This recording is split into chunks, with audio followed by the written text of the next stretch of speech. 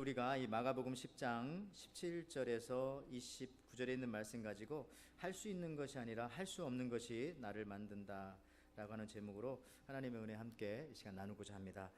이제 한국은 본격적인 휴가철이 다가왔습니다. 그래서 저희 교회 많은 분들이 한국에 휴가차 나가 계십니다.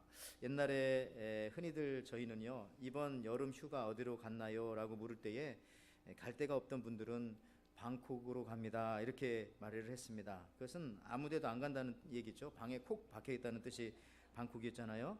근데 요즘에는요, 휴가를 어디로 갑니까? 그러면 동남아로 휴가 간다고 그렇게 말하는 분들도 계신다고 합니다. 동남아는 휴가철에 동네 남아있는 아줌마 아저씨들이라고 하는 뜻이라고 합니다. 오늘도 이 예배가 하나님께 무한한 영광이지만 여러분들에게는 안식과 쉼 그리고 은혜의 충전의 시간이 되기를 그렇게 또 축원합니다. 우리 그 디즈니랜드 또 식스플렉 같은 데 가면은요, 그런 놀이동산 같은 데 가면, 아니면은 어느 도시에 유명한 거리에 가면은 인물화를 그려주는 사람이 있습니다. 그 인물화를 우리는 이 캐리커처라고 그렇게 부릅니다. 보통 신문 같은 데서도 정치인들을 이 캐리커처로 그립니다. 대표적으로 이 트럼프 대통령과 이 북한의 김정은의 경우도 보면은 신기하게도 그들의 이 단점을 그려 놓으면은 금방 알 수가 있는 것입니다. 우리가 인물화를 그릴 때 가장 쉽고 정확하게 그릴 수 있는 방법이 바로 이 방법입니다. 그 사람의 약점을 딱 그려 넣으면은 그 사람 같아 보입니다. 눈이 작은 사람들은 눈을 더 작게 그리면 되고요. 또 코가 큰 사람들은 코를 더 크게 그리면 되고, 배가 나온 사람들은 실제보다 더 배가 나오게 그리면 되고, 주근깨가 많은 사람들은 그 부분을 강조해서 실물보다 더 많이 그려 넣으면 그 사람처럼 보인다는 겁니다. 즉, 나의 약점만큼 나의 모습을 정확하게 보여주는 것이 없다는 것이죠. 성도 여러분, 한번 잘 생각해 보시면 놀랍게도 오늘 말씀의 제목처럼요, 내가 할 수 있는 것이 나를 만드는 것이 아니라 많은 경우 내가 할 수 없는 것이 나의 정체성을 만드는 경우가 많습니다. 그럼 그 메타인지라고 하는 말씀 들어보셨어요? 메타 코그니션이라고 하는데요, 한국의 한 방송사에서 전국 대학 시험에서 0.1% 안에 들어가는 성적이 뛰어난 학생들과 또 성적이 그저 평범한 학생들을 비교한 실험이 그 EBS 방송에 있었습니다. 예상과는 달리 두 그룹 사이에 확연한 차이가 드러난 부분은 IQ라든지 집안 환경, 공부하는 시간이 아니라 이 메타인지였다고 합니다. 0.1%의 아이들이 이 메타인지가 훨씬 높았다는 것이죠. 그러면 이 메타인지라는 것은 뭐냐? 인지활동과 인지활동에 대한 것을 인지하는 능력, 그러니까 더 쉽게 말하면 이겁니다. 내가 무엇을 모르고 무엇을 아는가 하는 능력, 이것이 바로 메타인지입니다. 다시 한번요, 내가 무엇을 모르고 무엇을 아는가 하는 것을 아는 능력, 이것이 메타인지라고 하는 것이죠. 한 차원 높은 것을 의미하는 메타라고 하는 그 말, 거기에다가 인지, 코그니션이라고 하는 인지를 합쳐가지고 그런 뜻이 되겠습니다. 즉, 공부를 잘하는 아이는 메타인지가 높아서 자기가 어떤 문제를 알고 어떤 문제를 모르는지를 압니다. 그래서 모르는 문제만 자꾸 풀어서 점수가 높아지는 것이죠. 그러나 이 메타인지가 낮은 학생은요, 자기가 어떤 것을 아는지 어떤 것을 모르는지 자체를 모르기 때문에 아무리 공부를 하고 문제를 풀고 의자에 오래 앉아 있어도 학습 능력이 상장하지 않는다는 겁니다. 우리도 가끔 학창 시절에 이런 경험한 적 있지 않습니까? 이제부터 내가 열심히 공부하려고 머리에 끈을 질끈 묶어매고 책상에 딱 앉았는데 무엇을 공부해야 될지 모르는 그 상황, 메타인지의 부족입니다. 저만 그랬나요? 여러분들은 다 안 그런 것처럼 쳐다보시네요. 쑥스럽게도. 자, 저는 저는 목회자로서 생각할 때에 학업에서뿐만 아니라 우리 인생의 많은 부분에 있어서도 이 메타인지가 중요하다고 생각합니다. 사업할 때도, 장사할 때도, 또 사람들을 사귈 때도 마찬가지입니다. 특히 우리가 신앙생활 할 때도요, 이 메타인지가 높을수록 신앙의 성숙을 가져올 수가 있습니다. 내가 무엇을 잘하고 내가 무엇을 잘못하는지, 혹은 내가 무엇을 할 수 있고 내가 무엇을 할 수 없는지를 더 정확히 알 수 있다면은 신앙생활에서 더 아름다운 발전을 우리가 가져올 수 있는 것입니다. 자, 이런 관점을 가지고 우리가 오늘 본문을 같이 살펴보겠습니다. 오늘 본문은요, 예수님이 만났던 한 부자 청년에 관한 이야기입니다. 그는 유능한 사람이었습니다. 유대인의 관원이었습니다. 부자였습니다. 또 건강하고 젊었습니다. 또한 가정 환경도 좋아서 어려서부터 구약 성경을 잘 알았기에 율법을 상당히 잘 지킨 사람이었습니다. 이렇게 훌륭한 그가 예수님께 달려 나옵니다. 그런데 다음과 같은 질문을 가지고 나옵니다. 오늘 마가복음 10장 17절 말씀이죠. 예수께서 길에 나가실새 한 사람이 달려와 끌어앉아 묻자오되 선한 선생님이여 내가 무엇을 하여야 영생을 얻으리이까. 자, 부자 청년은요, 무엇을 하여야 영생을 얻습니까? 더 쉽게 말하면 어떻게 하여야 천국에 갑니까? 라는 질문을 지금 가지고 나옵니다. 그런데 자세히 뒤 말씀과 연결하여 보면요, 이건 질문이라기보다는 이 부자 청년의 자기 주장이죠.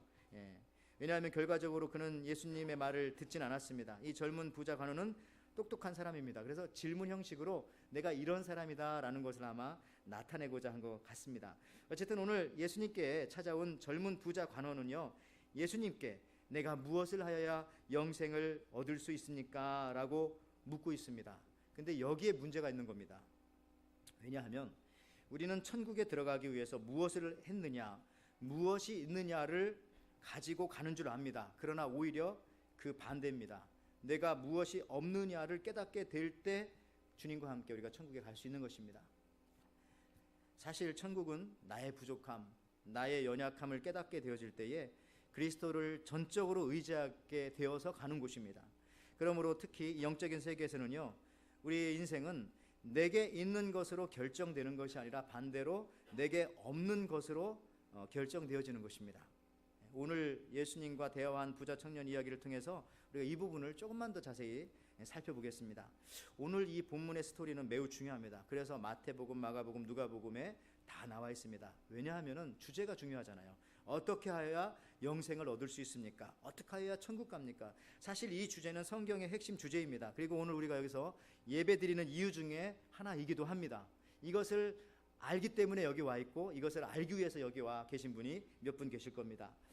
자, 그는 매우 적극적이고 젊고 자기의 힘으로 못하는 것이 없는 그런 사람이었습니다. 그냥 어디 하나 빠지지 않는 킹카였습니다. 예수님께 나올 때도 달려 나옵니다. 매우 적극적인 성격인 것을 우리가 알 수 있어요. 거기다가 나와서 겸손하기까지 합니다. 끌어앉아서 주님 앞에 물어보는 거죠. 정말 뭐야 부족한 게 이 사람한테, 이렇게 말이 나올 정도입니다. 그런데 예수님께서는 그의 질문을 듣고 친절하게도 그 질문을 고쳐주십니다. 왜냐하면 질문이 중요하거든요. 어떤 사람들이 어떤 질문을 하느냐에 따라서 그 사람의 관심, 그 사람의 인성, 그 사람의 미래, 인생 방향이 다 보입니다. 여러분 지금 마음속으로 무슨 생각하고 계신지 모르지만 어떤 질문 갖고 계세요? 오늘 점심의 메뉴는 뭔가? 이런 질문을 갖고 있는 사람들은 분명히 예배 끝나자마자 빠른 속도로 달려가서 식당에 먼저 가실 겁니다. 그래야 그러나 기도해야 드시죠. 자, 그런데 한 번은 여러분 한 번은 한 부부가 정말 오랜만에 레스토랑에 갔어요. 잔잔한 바하의 지장조, 무반주, 첼로 곡이 흘러나옵니다. 그때 아내가 남편에게 여보 이 곡이 무슨 곡이지? 그때 남편이 고개를 입에 잔뜩 물고 하는 말이 이 곡이 무슨 곡이긴 소고기잖아. 그냥 빨리 먹어. 아시죠? 여러분 사람은 자기 관심에 대한 것만 말합니다. 그리고 질문을 잘했어야죠. 이 부인이요. 지금 흘러나오는 이 음악은 무슨 곡이지? 이렇게 했어야죠. 하여튼 예수님께서는 이 사람의 질문을 점검합니다. 왜냐하면 질문이 중요하기 때문에. 여러분 어떤 질문을 가지고 지금 사십니까? 어떤 질문을 갖고 지금 계십니까? 그런데 놀라운 것은요, 우리의 질문과 하나님의 질문이 다를 때가 많다는 겁니다. 우리는 어떻게 하면 부자 될 수 있어요? 라고 하나님 앞에 질문하지만 하나님께서는 그렇게 질문하지 말아라. 어떻게 하면 행복할 수 있는지 복에 대해서 나한테 물어라. 또 우리는 어떻게 하면 하나님 이 고난을 당하지 않을까요? 라고 질문하지만 하나님께서는 그렇게 질문하지 말아라. 어떻게 하면 이 고난을 이겨낼 수 있을까라고 나한테 묻거라. 왜냐하면 고난을 늘 피해가면 도망자 신세지만 고난을 이겨내면 승리자잖아요. 여러분 우리가 제 중학교 시절 어떤 친구가 기억납니다. 이 친구는요, 한 30년 훨씬 전이니까 학교의 여자 선생님을 약간 깐보고 약간 이렇게 가볍게 봤는지 선생님을 골려주려고 그랬는지 질문을 했어요. 근데 이 선생님한테 많이 맞았습니다. 한국은 옛날에 이 사랑의 매를 때리기도 했어요. 근데 왜 아팠느냐? 이 선생님이 여선생님이었지만은 대학교 때 테니스 선수였습니다. 그래서 팔이 근데 이 친구의 질문이 이런 거였어요. 선생님, 아리랑의 어머니가 누구게요? 아리랑의 어머니가. 그래서 우리는 다 뭔가 했죠. 그랬더니 얘가 이제 웃으면서 하는 말이 아리랑 아리랑 아라리요. 마지막에 아라리가 났네. 아라리가 났기 때문에 아리랑의 엄마는 아라리라는 거예요. 선생님이 뭐 아유 재밌다 할 줄 알았는데 너 이리 나와 해서 많이 맞았던 기억이 납니다. 여러분들 질문을 잘 갖고 있어야 돼요. 우리 마가복음 10장 18절에도 예수께서 이르시되 내가 어찌하여 나를 선하다 일컫느냐 하나님 한 분 외에는 선한 이가 없느니라. 즉 예수님은 너의 질문이 좀 잘못되어 있구나. 이것은 마치 이런 질문과 같아요. 솜 1kg과 모래 1m 중에 어떤 것이 더 무거운가요? 이게 질문이 됩니까? 예, 다시요. 솜 1kg과 모래 1m 중에서 어떤 게 더 무거운가? 문제가 질문이 안 되잖아요. 예? 질문 자체가 성립되지 않습니다. 왜냐하면은 여러분 천국은 무엇을 해야 가는 곳이 아니기 때문에 오늘 이 청년의 질문, 제가 무엇을 해야 영생을 얻습니까? 천국에 갑니까? 이것은 질문이 성립되지도 않는 것이라는 거죠. 그래서 예수님께서는 나를 선하다고 하는데 선한 분은 하나님 한 분뿐이시다 말씀하십니다. 내가 무엇을 하여야 영생을 얻는 것이 아니라 내가 무엇을 할 수 없는지를 안다면 나를 따를 텐데, 내가 무엇을 할 수 없는지를 안다면 나를 믿을 텐데, 이렇게 사실은 말씀하시는 거죠. 그러면서 예수님께서는 대화를 계속하기를 원하시면서 친절하게도 또 이렇게 말씀해 주십니다. 마가복음 10장 19절에 내가 계명을 안 하니 살인하지 말라, 간음하지 말라, 도둑질하지 말라, 거짓 증언하지 말라, 속여 빼앗지 말라, 내 부모를 공경하라 하였느니라. 그때 이 사람이 이렇게 말합니다. 선생님, 이런 것은 제가 이미 다 지켰습니다. 그러자 주님은 그를 보시고 사랑하셔서 이렇게 말씀하십니다. 오늘 본문에 보면 사랑하셔서라는 말이 있습니다.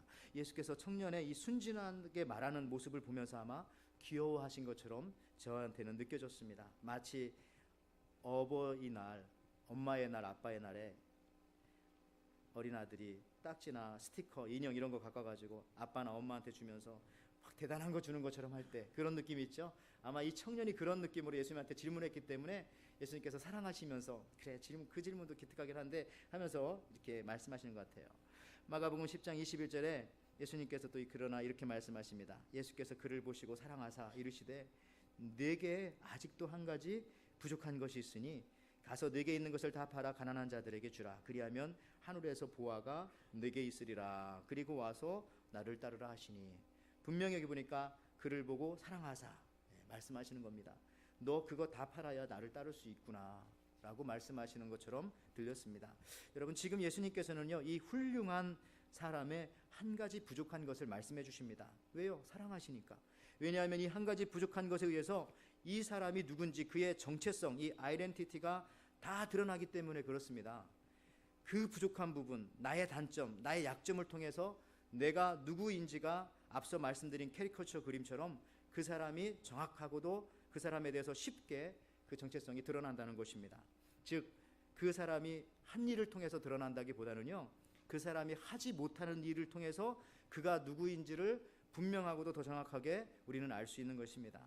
그리고 또 여러분 일할 때도 보면요, 사람들이 일할 때 모습이 아니라 일하다가 남겨두고 간 그 뒷모습을 보면 그 사람이 어떤 사람인지 그 마음까지도 더 잘 느낄 수가 있습니다. 그래서 이 부족한 한 가지, 나의 부족한 점을 말씀으로 내가 어떻게 관리해야 하는지, 이것이 이제 중요합니다. 나의 부족한 것을 내가 어떻게 관리해야 할까?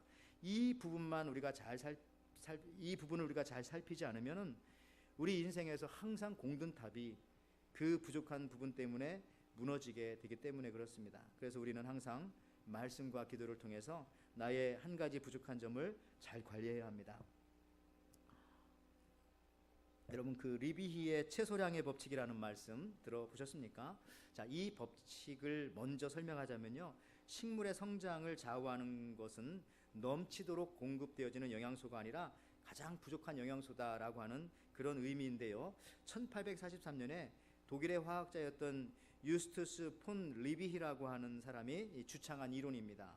이 리비히의 법칙 또는 채소량의 법칙이라고도 불리는데요, 그는 화학자로서 식물을 키우면서 이 법칙을 발견해냈습니다.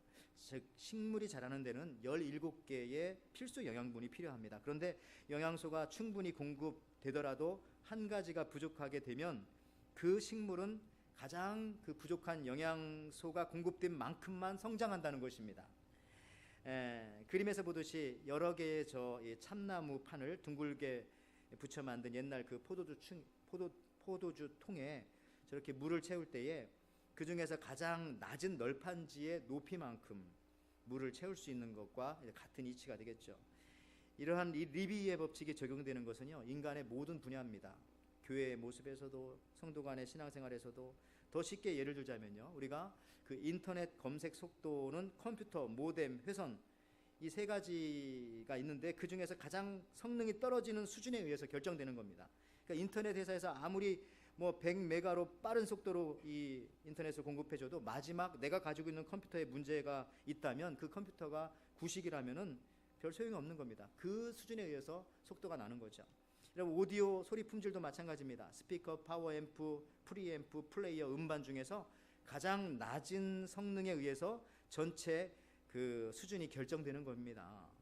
여러분, 국가 경제 시스템이 최상이라 하더라도 정치 수준이 낮다면은 전체 국가 경쟁력은 그 정치 수준에 의해서 낮게 평가되어지는 것이죠. 그래서 우리는 그 사우디아라비아라든지 이런 중동에 있는 굉장히 그 돈이 많은 부자 국가를 우리는 선진국이라고 하지 않습니다. 그냥 산유국이라고 그렇게 부르죠. 왜냐하면은 정치가 낙후되어 있거든요. 인권이 떨어져 있고 또 여자를 무시하고 하는 나라잖아요. 여러분, 회사 경쟁력은요, 인사, 재무, 마케팅, 고객 관리, 생산 중 가장 낮은 부분에 의해서 그 회사의 모습이 결정되어집니다. 우리 인간의 개인적인 경쟁력도 마찬가지죠. 나의 인품, 성격, 실력, 사회성, 건강, 도덕성으로 보통 이제 인간이 구성되어지는데, 그런데 아무리 실력이 뛰어나도 예를 들어서 도덕성이 낮다면은 그 도덕성에 의해서 그 사람은 평가되어지는 겁니다. 그래서 최근에 우리가 신문이나 뉴스를 보면은 한때 자기 분야에서 그냥 걸출했던 사람이 한순간 바닥으로 떨어지는 상황을 종종 우리가 접하게 되는데, 한 사람의 성공을 결정하는 요소들은 상당히 복합적이고 많은 반면에 실패의 이유는 대체로 결정적인 한 가지 이유로 모아진다는 겁니다.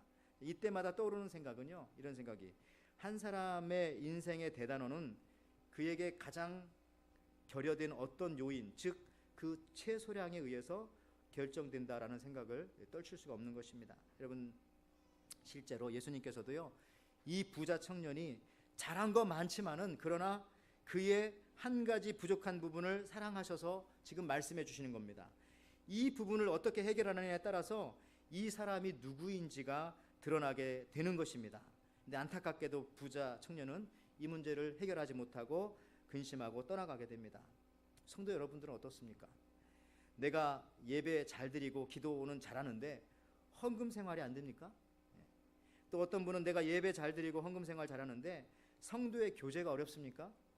가기만 하면 문제가 발생합니까? 또 어떤 분은 교제는 잘하고 헌금은 잘하는데 예배 시간을 못 지키는 그거 하나 때문에 평가절하받고 있는 거 아닙니까? 다 잘하는데.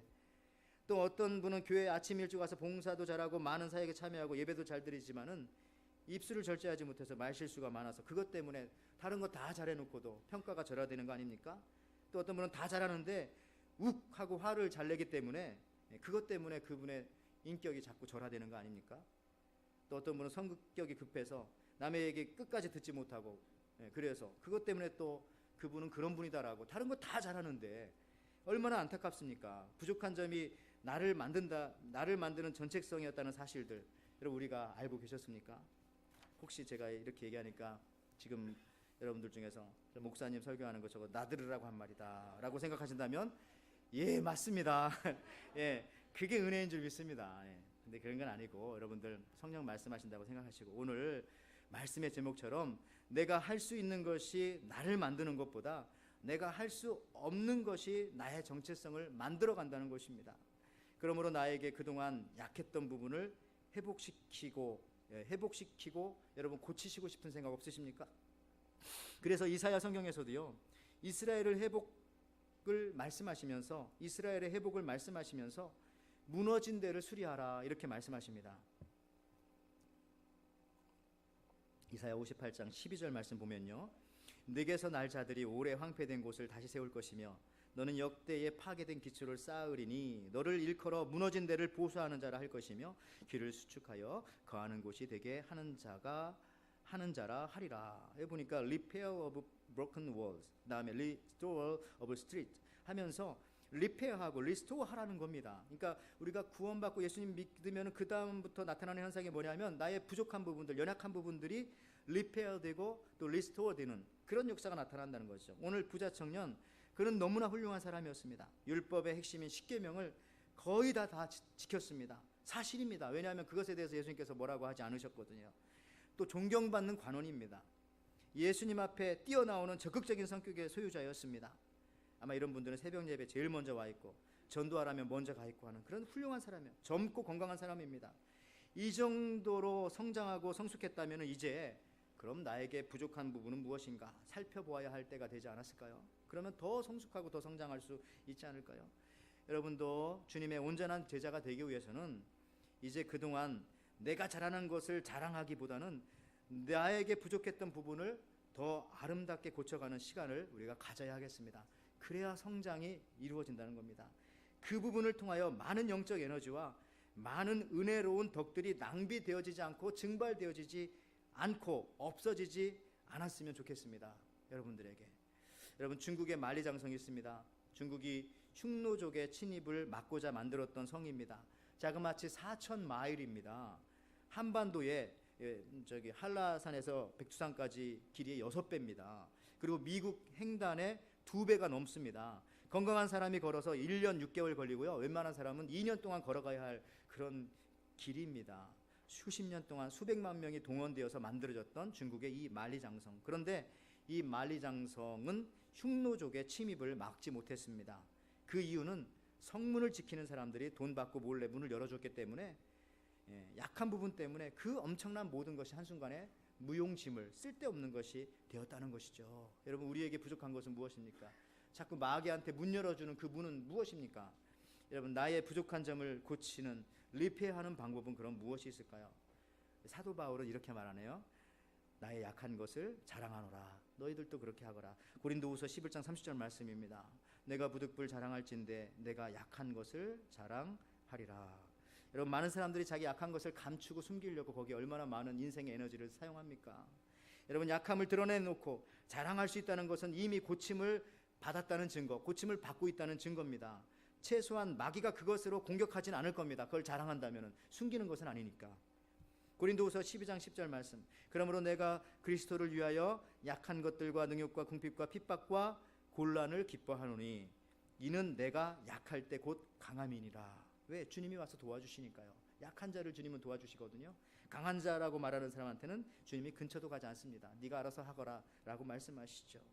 자기가 못하는 것을 자기가 잘하는 것으로 숨기지 말라는 이야기이기도 합니다. 여러분, 부족한 부분은 부족한 부분으로 인정하시고 주님 앞에 고백하면서 그저 말씀에 순종하면서 살아가는 것입니다. 그런 사도 바울은 인생 말년에 전도하다가 감옥에 갇혀서 이런 고백을 합니다. 빌립보서 4장 18절에 내게는 모든 것이 있고 또 풍부한지라. 여러분, 사실 이 부분을 잘 들어주시기 바랍니다. 사실 신앙생활은 회개, 이 회심으로부터 출발합니다. 그러므로 우리가 신앙생활을 한다는 것은 하나님이 좋아하시는 것을 먼저 하는 것이 아니라 그보다는 먼저 하나님이 싫어하는 것을 안 하는 것이 신앙의 첫걸음입니다. 오늘 부자 청년을 통해서 이 사실을 다시 한번 절실하게 깨닫게 됩니다. 그러므로 진짜 복음은 인간의 가능성을 자꾸 말하는 것이 아니라 인간의 가능성 없음을 자꾸 말해주는 겁니다. 그래서 우리가 하나님 의지해야 되고, 그래서 내게 주님이 꼭 필요하다는 것을 말하는 것이 그게 복음입니다. 성도 여러분, 우리 초등학생 서랍을 한번 집에 가서 열어보세요. 혹시 있다면. 그러면 어른들이 보기에 거기에 있는 것은 다 버릴 겁니다. 다 버릴 거. 딱지, 스티커, 인형, 쓰레기를 다 책상 속에 모아놓고 우리 초등학교 아이들은 막 귀중하게 생각하잖아요. 여러분, 성장한다는 것은 좋아지는 것 자체가 달라지는 겁니다. 옛날엔 이런 걸 좋아했는데 성장하니까 다른 것이 좋아지고요. 보는 것 자체가 달라지는 겁니다. 우리가 믿음이 약할 때에는 내가 이것 했습니다. 하나님, 내가 저것도 했습니다. 주님, 제가 교회 종탑도 제가 세웠습니다. 주님, 본당의 창문 커튼도 내가 달았습니다. 그런데 성숙하면 어떻게 됩니까? 주님, 제가 더 못해드려서 죄송합니다. 제가 한 일은 하나도 없습니다. 다 하나님이 하셨습니다. 저는 그저 무익한 종입니다. 연애할 때도 처음에는 내가 얼마나 너를 사랑했는데, 너를 위해서 해준 게 얼마나 많은데, 목걸이, 반지 이거 다 봐. 그런데 사랑이 깊어지면은, 사랑이 깊은 부부 이렇게 말하죠. 내가 더 사랑해 주지 못해서 미안해 하면서 눈물을 주르르 흘리는 겁니다. 여러분, 우리가 부모님을 생각해도 불효자는 내가 보일러 다 놔드렸잖아요. 냉장고 에어컨 다 사드렸잖아요. 근데 진짜 효자는 그런 거 다 해드리고 나서도 제가 아무것도 해드린 게 없네요. 그런데 여러분, 부모는 자식보다 항상 사랑이 더 깊어서 늘 부모가 자식한테 이런 말 하잖아요. 내가 너희들에게 해준 것이 아무것도 없구나, 이런 말이 나오는 겁니다. 하나님도 아마 우리한테 그런 말씀 하실까요? 여러분, 한국 남성들이요 제일 좋아하는 노래 1위가 뭔지 아세요? 특히 20, 30, 40대가 왁스의 화장을 고치고 랍니다. 아시죠? 참 명곡인 것 같아요. 저는 한국 노래 거의 안 듣는데 사실 이 노래 제가 한 번도 처음부터 끝까지 들어본 적 없습니다. 근데 설교 준비하면서 들어봐야 되겠다고 들어봤어요. 왜냐하면 그 한 부분이 항상 제 귀에 왔다 갔다 했거든요. 왜냐하면 다른 사람들이 들을 때 거리를 지나가다가 라디오에서 가끔 나왔거든요. 여자 가수가요 막 노래 부르다가 애절한 목소리로 이렇게 합니다. 그 부분에서 아무것도 해준 게 없어, 받기만 했는데 그래서 미안해, 나 같은 여자를 왜 사랑했는지. 아시죠? 이 부분을 남자들이 너무 좋아하는 겁니다. 그래서 이게 20, 30, 40대 남자 좋아하는 순위 1순위고요. 노래방에서 이 노래를 그렇게 부른대요. 어쨌든 여러분들, 이 부분의 가사, 사실 이 이야기를 남편들은 아내들한테 듣고 싶은 겁니다. 그런데 우리는 아내들한테 주로 당신이 해준 게 뭐 있어? 이렇게 듣고 나한테 해준 게 아무것도 없잖아, 이런 얘기를 듣는 것이 현실입니다. 여러분들, 그럼 여자가 좋아하는 1순위는 뭘까? 이건 제 나름대로 생각해 봤어요. 아마 혹시 이거 아닐까요? 남자아는 여자를 정말로 귀찮게 하네 라고 추정이 되어집니다. 여러분들, 어쨌든 그래요. 정말 사랑이 깊어지면 내가 아무것도 해준 게 없어, 받기만 했는데 그래서 미안해, 나 같은 여자 왜 사랑하는지. 물론 그 뒤편 계속 들어봤더니 좀 내용은 그렇더라고요. 근데 이 부분만 놓고 보면 그런 겁니다. 저는 민족 우리 시인 중에서 윤동주 시인 좋아합니다. 윤동주는 기독교인입니다. 만주에서 그 문익환 목사님과 한 학교 한 반에서 있던 사람인데 항상 이 문 목사님 1등했고 윤동주 이분이 2등을 했다고 합니다. 그런데요, 이 윤동주 이 선생의 시 중에 서시 알잖아요. 죽는 날까지 하늘을 우러러 한 점 부끄러 먹기를, 잎새 이는 바람에도 나는 서러워했다 하면서 우리 여성들 그 감성을 자극하는 그 시. 근데요, 이 시도 중요하지만 저는 말씀을 준비하면서 그의 시 중에서 다음 시가 저의 마음에 가장 와닿았습니다. 그리고 이분이 기독교 집안에 태어났고 기독교인이었고 예수님을 믿었고 라는 사실들이 느껴지고요, 오늘 본문에 비추어서 더욱더 이 시가 참 마음속에 와닿았습니다. 제목은 쉽게 쓰여진 시라고 하는 제목입니다. 한번 조금만 읽어드려 볼게요. 창밖에 밤비가 속살거려 육척방은 남의 나라, 시인이란 슬픈 천명인 줄 알면서도 한 줄 시를 적어볼까. 땀내와 사랑내 포근히 풍긴 보내주신 학비 봉투를 받아 대학 노트를 끼고 늙은 교수의 강의 들으러 간다. 생각해보면 어린 때 동무들 하나 둘 죄다 잃어버리고 나는 무얼 바라, 나는 다만 홀로 침전하는 것일까. 그리고 이 줄이 마음에 와닿았습니다. 인생은 살기 어렵다는데 시가 이렇게 쉽게 쓰여지는 것은 부끄러운 일이다. 물론 뒤에 한 몇 줄 더 있습니다. 인생은 살기 어렵다는데 시가 이렇게 쉽게 쓰여지는 것은 부끄러운 일이다. 이게 윤동주 시인의 마지막 시입니다. 이 시를 쓰고 한 달 뒤에 일본 경찰에 체포되어서 징역 2년형을 선고받고 후쿠오카 형무소에서 죽게 됩니다. 저는 여기서 다시 한번 인생은 살기 어렵다는데 시가 이렇게 쉽게 쓰여지는 것은 부끄러운 일이다. 시인의 솔직한 고백입니다. 지금 일본의 식민지 생활 속에서 모두들 힘들어하고 있는데 어떻게 나는 이 펜만 잡으면 이렇게 시가 나올까? 왜냐하면 시라는 것은 고통과 아픔 속에서도 잘 나오는 것이니까요. 저는 이걸 보면서 저도 가끔은 항상 이 고민에 빠집니다. 내가 너무 쉽게 설교하고 있는 거 아닌가? 우리 성도님들은 어려운 현실, 이 현실을 내가 체험해보지도 않았으면서 이 어렵게 사는 성도들이 많은데 내가 너무 쉽게 설교하고 있는 것은 아닌가? 또 더 나아가서는 내 자신도 부족한데 마치 나는 잘하는 것처럼 여러분들한테 너무 쉽게 설교하고 있는 것은 아닌가 하면서 정말 부끄러울 때가 있었습니다. 또 찬송가도 이렇게 부르면서요, 내가 찬송 이거 너무 쉽게 부르는 거 아닌가. 과거 어떤 성도는 이 찬송을 부르면서 순교한 사람도 있었을 텐데 하면서 부끄러워질 때가 많습니다. 여러분, 이렇게 부족함을 알 때 저는 주님이 도와주실 줄을 믿습니다.